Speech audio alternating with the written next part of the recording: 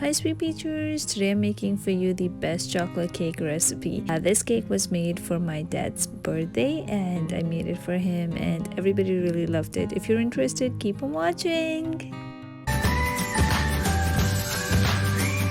Start off with the best and the perfect chocolate cake recipe. I am going to go in with the dry ingredients, 1 3/4 cup of all-purpose flour and then 1.5 cup of sugar. To that I am also going to be adding, since it's chocolate cake, some unsweetened cocoa powder, and you could use the natural Hershey unsweetened cocoa powder, or I am today going in with the Dutch processed unsweetened cocoa powder because of the taste and the deeper color that it gives to the chocolate cake. So it's just gonna make it look more chocolatey and also taste like dark chocolate, and I'm using 3/4 cups of that.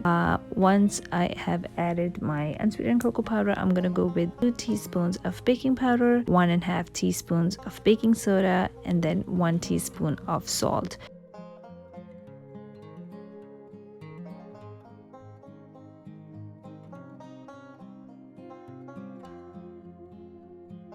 Now I'm going to take a whisk and whisk all the dry ingredients.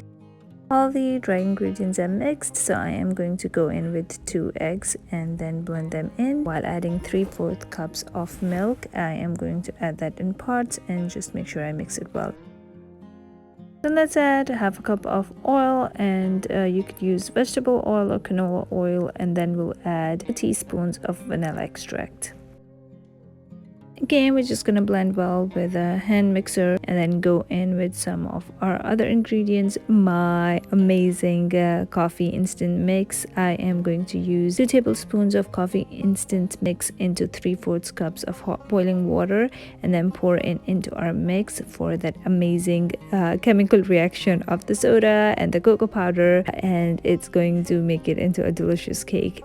Cake batter is ready, and I've also have my oven preheated at 350 Fahrenheit. I'm just gonna prep 2 9-inch baking pan using the round one, and I am going to prep them with some butter, and some you can use flour or cocoa butter to line them at the bottom. Then I'm gonna add equally portion out the cake batter.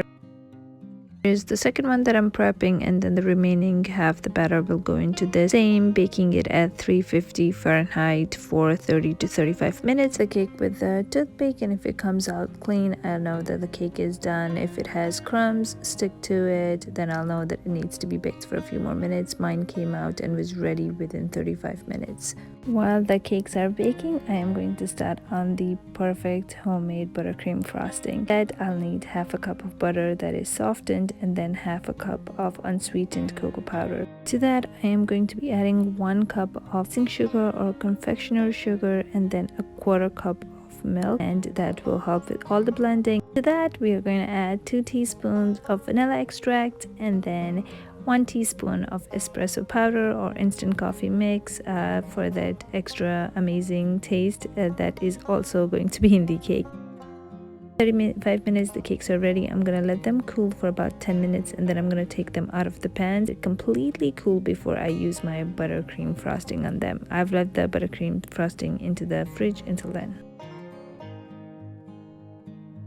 So 10 minutes have passed, so I am going to take off the cakes out of the round pans, and I'm gonna let them completely cool off on the cooling. Once they are cooled off, I'm gonna take off muffin tops of them and start using a free hand applying some buttercream frosting that I had prepped, and it's already going on really smoothly.